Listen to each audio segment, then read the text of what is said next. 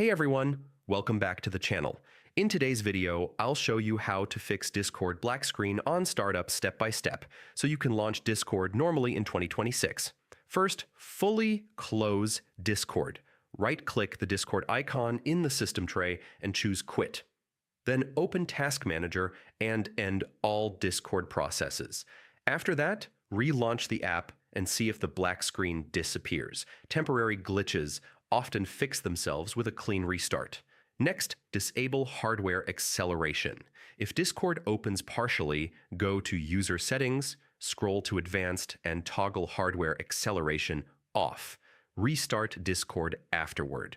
This step fixes many GPU-related black screen issues. If you can't access settings, clear Discord's cache manually. Press Windows plus R, type %app data %, and open the Discord folder.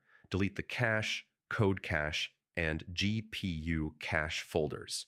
Corrupted cache files are a very common cause of the black screen problem. Another important fix is updating your graphics drivers through Device Manager.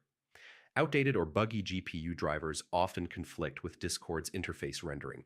You should also try running Discord as administrator and temporarily disabling any overlay software like screen recorders or FPS counters. These can interfere with Discord at startup.